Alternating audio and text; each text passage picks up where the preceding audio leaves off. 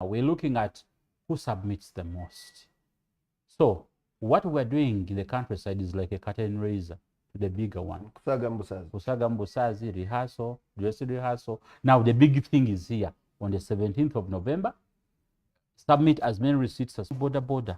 Just know here we're going to duplicate them because this is a grant. We are saying thank you for having participated. We're also saying we're communicating the big message to the public that submission or demand of an e-receipt or e-invoice is the way to go when you're doing business. I've also heard word that you're going to give away double-door fridges. The gifts are many. Borders, double-door fridges. We have vouchers, shopping vouchers.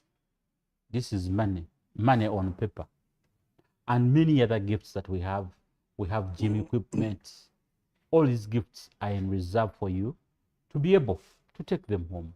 I've also heard of a tour for two. Yes, a treat for you. Me and my person? For you and your personal person. The tour is there.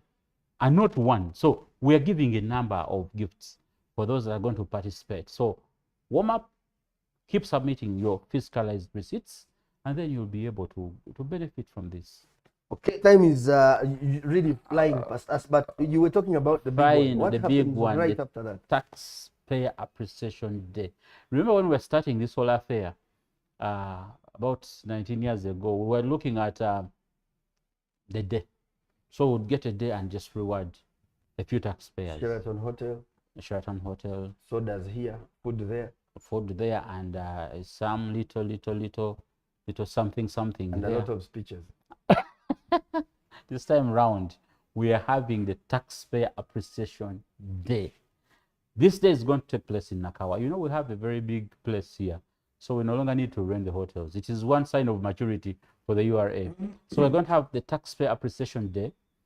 This day is having many activities still within from the taxpayer on how well URA is doing its work and what they think URA can do better.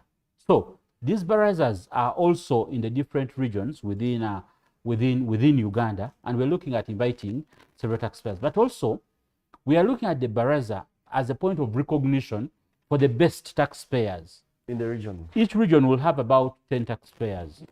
The individual, 5 individuals and 5 non-individuals that are going to be recognized in the regional tax baraza. Now, to crown it all, we are going to have persons, individuals and non-individuals that are going to be awarded at the headquarters on the 23rd of November. That is when we have the Taxpayer Appreciation Day. It's real awards under different categories. We are looking, and I need to emphasize this, at compliance. Compliance means registration, means 100% filing of returns, means payment, and the taxpayers are being selected that are fulfilling the compliance criteria of the URA. And these are contributing money, revenue to the country. So we have several categories lined up. And in these categories, we are awarding the individuals and non-individuals within these different categories on the Taxpayer Appreciation Day. They're going to receive awards. But at the same time, it is a good function for us to loosen up a bit. Loosen up a bit is what is going to happen in the region. And thereafter, it will happen at the grand finale. At the grand finale. When we are, concluding the Taxpayers Appreciation season with the big one, the Oscars of taxpayers. Of course. I have just one question for you about that.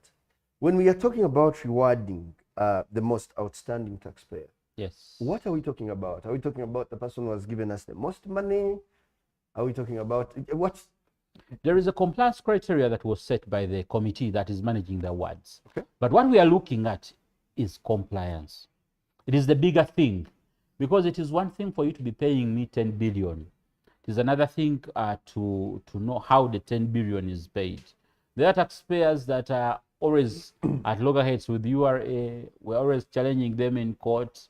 We are slapping them with assessments. All that is contribution. But the effort that we get put in to recognize that revenue sometimes is way beyond.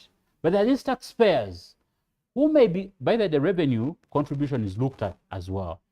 They could be contributing revenue that is not equal to 10 billion. Maybe they're contributing 4 billion, but they're paying the 4 billion with utmost honesty.